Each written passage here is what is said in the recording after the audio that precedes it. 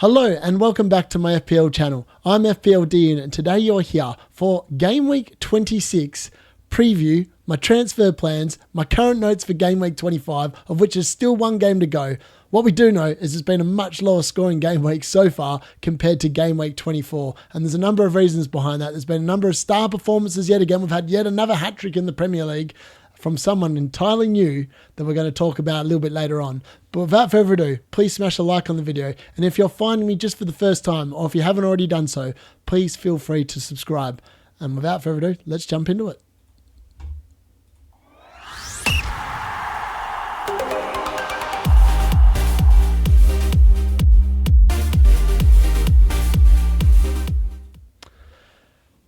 Alrighty, where to start? 25, Game Week 25, current notes. What have I seen? What have I noticed?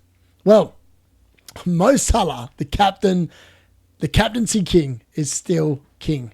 This man continues to get points from penalties. Like, I don't know how many penalties Liverpool have had, but I'm telling you, it is a significant amount more than any other team in the Premier League. And I can tell you, the performance from the referee yesterday was a complete and utter joke. I almost made me think that Unai was in his team and that Arne must have been his assistant manager and he must be playing FPL, because there is no way that Unai shouldn't have been sent off. The amount of Wolves players that got booked for arguing because of the fact that blatant fouls and simulation. Diaz should have been booked for simulation. In the second half, Jota should have been booked for simulation. I do not understand what's going on. It was one of the worst performances from a referee I've ever seen. But it was a clear penalty for Moh Salah. Like in terms of what led up to it. It was just shocking Wolves defending, and then it just did. I don't know what Sar's doing. It just completely takes out Diaz. It was a stonewall penalty. That was one of the few things he actually did get right. It was one of them days where you just had to sit there and wonder, what on earth is this dude doing? Because it didn't make any sense at all. Also, Diaz finally returned. So anyone that's been holding him, hoping for a big return during one of these doubles, he delivered. A goal, an assist, 3 bonus points. It's a very good start. Will he start the next game? We don't know. Cody Gakpo obviously failed a late fitness test in this game, which is why he didn't play. Moving forward, is that it's hard to... Honestly, Diaz could be on the bench against Villa. Like that. That's how much... I would expect Gakpo to probably come back into the team if he's anywhere near remotely close to fit. Like, Slot loves him. Absolutely loves him. Diaz, unfortunately, might make way. And Darwin Núñez probably... Like, the Liverpool playing so many games, they've got to be careful that these players don't end up getting overworked, end up getting injuries, and all of a sudden it starts falling apart. So the game management will come into this 100%. Let's talk about my man, the Woodpecker. He's back, baby. He's back in my team, back in my starting lineup. Should I say, more to the point, he was not left on the bench this week. Delivers yet again from insane XG numbers. We'll have a look at it in a little bit more depth a little bit later on. But another big 9-pointer from the Woodpecker. I'm so excited I put him back on the field. I just wish that Ahmad had that injury the week before. I would never have sat there and doubted myself. Just frustrating. It is what it is. Not much you can do in hindsight, but it's good to have Chris Wood actually getting me the points back in the starting lineup. Well done, buddy. Marmoush. Who is this bloke? Signed from Eintracht Frankfurt, I think. Eintracht. I don't even know if I'm saying that correctly. Brilliant. He could be the next Egyptian king. He might be here to steal Salah's crown. He looked really good. Scored a hat-trick from only 0.75 expected goal involvement. Like, insane. Like, super good. Clean finishes. Just did really well. Also, this was the second game in a row where Phil Foden did nothing. So it turned out that selling was probably a good move. But he's probably someone to keep an eye on. Kevin De Bruyne, again, not in the starting lineup. I don't know what this says for his long-term future at the club and how fit he actually is. Haaland obviously went off with a bit of a knee injury. But we'll just have to wait and see if he gets up for the Champions League. There was rumours going around it was an ACL. I don't think it's an ACL. Yes, it didn't look overly flash, but I think he'll be fine. Then let's talk about the Brentford boys. Oh, dear. The more I talk about the Brentford boys, the more depressing it becomes. I've owned Wissa for 3 weeks. We'll inspect his goal involvement a little bit later on, but it has not been pretty these 3 weeks. It's actually been super frustrating. I just wish that I just wish that he'd delivered. I mean, ideally, I wanted to get him and then move to Cunha. At the rate I'm going, I should have just bought Cunha because Cunha's now scored in the last 2 weeks and Wissa's just blanked. And Bournemouth ditto, just frustrating really more than anything else. I mean, I swapped Foden for Bournemouth at the moment. They've literally got the same amount of points. I expected Bournemouth to return during these weeks where City didn't really have good fixtures. It's not turning out to be the case at the moment. But they do have Leicester away this weekend. And if there's ever a chance to get a goal, it's against them. They concede lots of goals. Man United, my team, they are bad. They are really, really bad. They are a bad football team. They have no fit players. They're literally down to 18-year-olds all on the bench. They can't score goals. They probably let their best goal threats leave. Anthony's now, the GOAT, has scored 3 goals in the last 3 games since he's left the club. Marcus Rashford got an assist on the weekend. It was more than any Man United forward came up with. It's just not looking good. It's not looking good. And if it wasn't for the fact that Bruno's playing Ipswich and Leicester in 2 of the next 4 weeks, he wouldn't be in my team at the end of this week. Like, at all. That's how bad Man United are at the moment. Spurs, ironically, kept back-to-back clean sheets. How they have managed that, I have absolutely no clues. No clues at all. Any team that could hit a barn door would have scored against Spurs last night. But unfortunately, Man United can't hit a barn door, so they didn't score. I actually think, if you want a real cheeky shout on assistant manager, thanks to Rahi for this. If you're looking for table bonus this weekend, look to Kieran McKenna in game week 26. They've already beaten Spurs once, and that was at the Tottenham Hotspur Stadium. No reason to think they can't do it again. Spurs have lost the most amount of games out of every Premier League club outside of Southampton in the last 10 weeks. Like, there's every chance that Ipswich win this game and get a table bonus, especially after they stunned Villa and the Emery play with a draw at Villa Park. Who saw that coming? I didn't, especially when they went down to 10 men in the first half. They did super well. Alex Palmer in goal held himself beautifully, did really good. Look, the Emery play is still a fairly good shout. They've still got Liverpool to come at home, and if they get any kind of result from that, it'll still be a good play. It's just annoying that the banker fixture, like with Moyes, hasn't been put to bed. Like it didn't turn into a win, which is frustrating. But in reality, slot owners sitting there feeling a bit better about just keeping slot this week. Well, ironically, if you had Moyes and Emery, you'd still be in front of the slot owners. Just an FYI.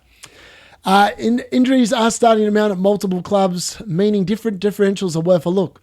So obviously, Arsenal's attack, they've gone missing. Like Havertz is done for the season. Saka's still out. Martinelli's out probably for the next month. Ahmad's obviously out for Man United, and that just means they pretty much can't score a goal now. And then obviously Chelsea, Jackson is out, which means that Nkunku is now back in the lineup, and he's dropped to such a low price that maybe potentially he's worth a look. Like he's cheaper than Kluivert. He's 5.7 million. It's insane. And so far we've had 2 winning managers so far with table bonus this weekend. We've had Silva against Nottingham Forest with that 2-1 win at home. And then we obviously had the Brighton one. And I did call the Brighton one with Herzler getting a massive 21 points, 3-0 win against Chelsea. That is just massive, that table bonus there. I did suggest that was actually a good shout. And it does go to show that potentially chasing the double game week managers might not actually be the play. It might actually be worth looking at who's potentially got the best chance of actually getting results and then moving to from there. I think that's definitely something that I've learned from this particular game week. Sometimes back it in, the double up might not actually be as good as it looks on paper, and that's definitely something to keep in mind moving forward. So, assistant manager, Slot versus Emery. Now, last week it was 12 points to Moyes, 10 to Slot. So both managers in this respective battle up are going worse than what they did last week, which is highly frustrating, 100%. Slot, I would have thought, I actually thought Liverpool were really lucky not to concede a second goal to Wolves. Like this could have been just as bad as Emery's. Like it could have been 5 points. They obviously lost the clean sheet. Wolves obviously scoring there. Ironically, if you had Trent in your team like I did, you're pretty happy with the result because of the fact that he went off strategically after the clean sheet had been racked up, so that was handy. Obviously, if Emery gets any kind of result against Slot, he'll still beat Slot. Like this is the bonus. This is the power of the table bonus. Yes, it doesn't look too good on paper at the moment because he's 4 points behind Slot. But if he gets a draw, he's overtaken him. Like Emery will get 8 points for the draw. Slot will get 3. All of a sudden, Emery's won the battle. So like that's all it's required is a draw on Wednesday night. All of a sudden, slot owners are not going to be that happy, and it's going to really turn out that chasing him was definitely not the right play. And I am waiting to tell everyone that it wasn't the right play, but at the moment, it's advantage slot owners, particularly this particular game week. Now, on to my favourite player, the one and only Chris the Woody Woodpecker. How good is this man? Like, how good is this man? This is another 9-point haul off just one goal. And he scored his one goal, ironically, off a 0.16 XG chance. He got 3 bonus points. He had 0.02 expected assists. There was no assist to be had there. But this is how good the man's form is. The ball literally hit him in the back of the calf. It sat there. He turned, kind of turned, got the ball under his feet, and then just curled one home like it was nothing. I can't get this man. He's so good. Ironically, I am thinking about benching him this week against Newcastle, but you wouldn't bet against him in this form. He just continues to deliver points. I mean, the last time he didn't deliver points was also against Newcastle, so that has to be kept in mind. Onto the Bournemouth boys now. This is an interesting comparison. Now, they were all pretty good on the weekend. They all returned. But lots of people, in fact, most people out of these three, Dango or Otara and Semenyo are still under 10% ownership between them. Kluivert's now approaching, I think, 25% ownership. 6 million. He played the least amount of minutes. He only played 76 minutes. And that may be because of the fact that he was probably up all night with his partner when they were having the baby, saying, push it. Yeah, well done. Congratulations on having a baby. You didn't get your goal, though, which was disappointing. But he only had 0.02 expected goals, 0.08 expected assists, and got an assist from that. So that's not bad. It was a return, 5 points. You're not going to sit there and be too mad about it, considering a lot of other midfielders blanked this week. But Semenyo, in comparison, still racks up the 90 minutes. He is the 90-minute man. He had 0.22 expected goals, 0.05 expected assists. He also got an assist, but he only got 4 points because he got booked. So this week, Kluivert beats him, even though he played less minutes. Otaro, though, Dango, my man, oh Dango, oh hello, 5.1 million, 87 minutes, 0.59 expected goals, 0.18 expected assists, completely blowing the other two out in terms of the expected goal involvement numbers this week, and he gets 7 points and a goal. Yeah, I just think that potentially, maybe that was the play, just keeping the money, going for the 5.1 bloke, provides more money to do other stuff in your team. Maybe moving forward, that is something that potentially people may look at, because it's quite a big difference in terms of the value of money. Like 0.9 million is nothing to sneeze at. They're all great options. I'm actively thinking about whether I can get 2 into my team. Now, onto my transfer plans that I am thinking at the moment. So as I said, at the moment, the way things stand in the table, Oliver Glasner will have table bonus in this week's game away at Fulham against Marco Silva. Now, Marco Silva's won table bonus the last 2 weeks. Fulham are a really good team. However, I think Crystal Palace play really well away from home. The stats on them away from home this season are insane. Like, they are super good, super competitive. There's a lot to love there. I'd be very shocked if they didn't deliver the points. So for me, this does rely, though, on Unai Emery not beating Liverpool. If Aston Villa beat Liverpool, there will be no table bonus on offer for Glasner, and I will not be going there. I'll then be looking at Kieran McKenna most likely, or Ruud van Nistelrooy, and playing it on myself. Emery, though, he definitely has to be moved after this game week. If he gets a draw, Glasner will still have table bonus. So it really does come down to that result on Wednesday, that managers don't go up in price, so just hold out till then. You'll have a lot more accurate view come this time on Thursday. Check my transfer tips video out that releases on that day. I will be covering the best transfer tips in terms of that moving forward. So, onto my team. 55 points so far for the week. It is another little down arrow at the moment, but again, this was the case last week until the Wednesday night game. I obviously have Alisson Becker, Trent Alexander-Arnold, and Moh Salah captain to come. Now, not as many people have captained Moh Salah this week, like triple captained, because my rank didn't get hurt anywhere near as much as it did last week when Moh Salah was racking up them points.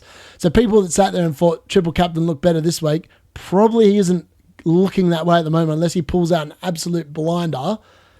against Aston Villa. I just can't see it myself. I still feel like Emery's going to deliver points here. Now, the good news is, obviously, Trent did go off before they conceded, so I got 6 points from him, 5 points from Kluivert, and 9 from Chris Wood, and then it's Moh Salah, the Moh Salah show. Alisson Becker thankfully got one save point. He would have been on track for, I think, 1 bonus or 2 bonus at some point as well before they did concede. So that bit in itself was slightly annoying, but it did dent slot owners. So in reality, it kind of evened itself out, if that makes sense.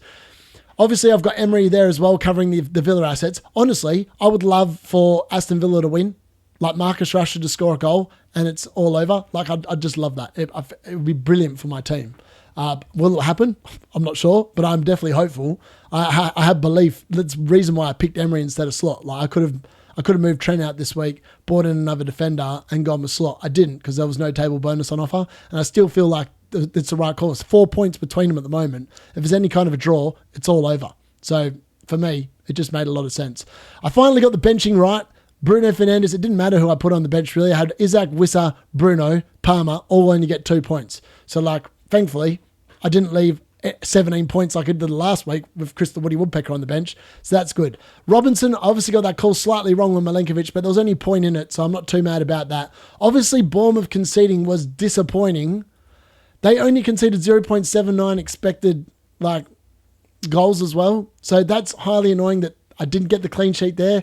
That's probably the most disappointing thing for me in the game week. As we can see on Fantasy Football Hub, I am down about 3,981 spots. Not a massive red arrow. And as I said, if Unai Emery comes in against Liverpool, it'll be a green arrow. So, look, lots to look forward to still. Nothing to get downbeat about. I still think that the play was to play it on Unai Emery. We'll see if it works out. If it doesn't, then I just go again and we roll again and we see what's going to be going on in terms of that. Now, in terms of transfers, if we have a quick look at that, obviously the players that I have got problems with, Bruno Fernandes is looking very close to a price drop. Now, in reality, I don't want to be selling him. Like Everton away, Ipswich at home, Arsenal at home, Leicester away, I'll 100% be getting rid of him in game week 30 though on wildcard, or 31 whenever I play my wildcard chip. He's gone. Like he's gone and I will not be welcoming him back. Let's just put it that way. He'll be gone. See you later. Ta-da. It's annoying because I'd like having Man United players in my team, but I just can't justify it. But the next 4 weeks, he does get to stay of execution. I'm just hoping he doesn't drop in price, or that if he does drop, his price will rise back up again if he does well in one of these weeks. I'm just hoping, realistically, he's probably going to be benched again this week for me. I just think that Man United just look weak without Ahmad in that team. Obviously, the Brentford boys, let's talk about them. Brian Mbeumo, 0.67 expected goal involvement, 0.59 in the 2 weeks I've owned him for no returns. Feels bad. Feels bad. They've got Leicester away, though. And FYI, if we go down to Leicester the first time round, he got 2 points from 0.08 expected goals. A goal involvement. So that doesn't share me of any great confidence at all looking at that. But he does play pretty well generally against the bottom fodder. Like these massive scores have come against Southampton and Ipswich and obviously Newcastle and Southampton again. So hopefully he can deliver away. Like I really need a return from him this week. Wissa ditto, 0.4 expected goals. He had 2 goals ruled out for offside, one his own fault, one someone else's fault. That's not what I want to see in my team. 3 weeks in a row of just 2 points from 0.4, 0.83 and 0.52. Just feels bad considering that others like Cunha are doing really well. In terms of Trent, obviously I have to get rid of Trent, Becker, and at the moment that's all I need to get rid of from my team in order to be fine for blank game week 29. So that's 2 transfers out of 4 transfers that I'll have free between now and 29. So realistically, Trent and Alisson Becker probably stay this week against Man City, only because of the fact that, like, I feel like the Southampton fixture. Obviously, we've got the Villa away one, Man City, but then it's Newcastle and Southampton at home before that blank, and I think I really just want to keep him for that. Post that, I mean, Trent looks really good, probably through to like 33. Maybe you do keep him. I'm not sure. I just think there's better options and there's going to be other teams doubling. And I think that that's going to probably shift my focus. Plus he's not worth 7.4 million. Like he's legit not worth 7.4 million. Cole Palmer, now this bloke continue. I wouldn't be worrying about Cole Palmer. Yes, the returns the last 4 weeks have been pretty damn bad. 12 points in the last 4 weeks, averaging 3 a game. But Aston Villa away, Southampton home, Leicester home, all look like really good fixtures. I would not be concerned about Cole Palmer one iota. I think he'll be brilliant moving forward. I wouldn't be concerned at all. That's just something you're just going to have to ride out for the near future.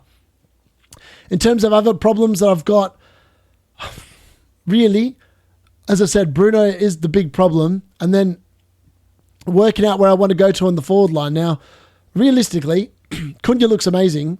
And after this week, potentially it's just Cunha for Wissa. Depending on how Wissa goes against Leicester this weekend, if he doesn't deliver, it could just be one of the easiest transfers ever. I'll have the money back from my assistant manager and it'll just be a straight Wissa to Cunha swap. Now, Wissa's hopefully going to make me 0.1 because I bought him at 6.2. He's very close to a price rise. I'm just hoping he performs so then that way I can cash in and just get rid of him. That'd be the ultimate plan moving forward. But yeah, how's the team looking for this week? Well, before we do that, we're going to quickly cover the new league. So the league code LDV6FK, check the side of the video for that. But we've now got a new leader. We've had 2 people come in new over the last week. Skinner's winners. Matthew Skinner is overtaking me straight off the bat. He's doing pretty well. And Jakov Buba has taken the lead off Amat at this foreseeable future. But that is because Amat has not had Chris Wood's 9 points come in off the bench, which will happen, which means that I think he will go back in the top spot. But at the moment, it's not because that doesn't come in until the end of the game week. But that's definitely going to be something to keep in mind. The top scorer for this week, shout out to this bloke. Leo Talks FPL. Chris Hyde's the manager. 75 points so far. He's been thankfully helped by a massive 10 from Flecken. I mean, he had Gabriel, 9 from Smith Rowe. Didn't even realise anyone still had Smith Rowe, so well done for that. Wood, 9 points, and Moh Salah captain. And he's obviously got Slot as his assistant manager. So he's looking pretty damn pretty. Good luck. I think potentially you're going to end up top this week in terms of points. Unless Emery comes in, then potentially I'm going to beat you. Now, onto my early picking team, head of game week 26. At the moment, as I said, I'm probably realistically thinking about that I may just only make the one transfer, and that will be the manager transfer. Because I took -4 last week. I don't think I really need to do it with the way the team is looking up at the moment. I've got the double up on Brentford again. Still doesn't look too bad. Bruno's still on the bench. Wood and Isaac playing each other, but I think there's goals in that game. Clive obviously is Wolves, and Kirkes looks good there. My main concern is Trent away at Man City and Alisson Becker away at Man City. I'm not sure if I should be playing a double up there. And then obviously Aston Villa away for Palmer. It's not the best fixture, but it's not the worst. But yeah, not too unhappy with the way the team's looking. And I think that moving forward, that's going to be pretty damn good. So just to wrap up, game week 26 obviously looks a lot easier. There's no double game weeks to think about. Which players do I target? How do I attack it? My main point of focus, and probably for a lot of managers out there, is which assistant manager do you bring in? So at the moment, I do hope that, well, I don't hope. I hope that Aston Villa beat Liverpool because it's going to be brilliant for my rank if that happens. Even though I've got triple up on Liverpool, literally everyone has triple up on Liverpool. And if you've got a triple up on Liverpool and it includes Arne Slot and Emery wins, you're going to look foolish. And I did say chasing table bonus was my strategy the entire way along. I'm going to double down on that. And I will be targeting that in the last game week, regardless of what happens on Wednesday night with Emery versus Slot. So that means at the moment, as I said, Glasner is definitely at the front of the queue. It's then McKenna, and then it's probably Ruud van Nistelrooy. I can't see Wolves beating Bournemouth, and I can't really see Southampton beating Brighton, even though Brighton do have one of them fixtures, and they do have that ability to concede goals and games in general. Let me know in the comments, what are your plans ahead of game week 26? What are you looking for? What players are in the firing line for you? Who have you had enough of? I mean, surely everyone's had enough of Bruno by now. He is definitely on the way out, but it probably won't be until our wild card in 30 or 31. Thanks for watching. And before you go, please smash a like on the video and subscribe if you haven't done so already. And thanks for watching. That's been the D Unit.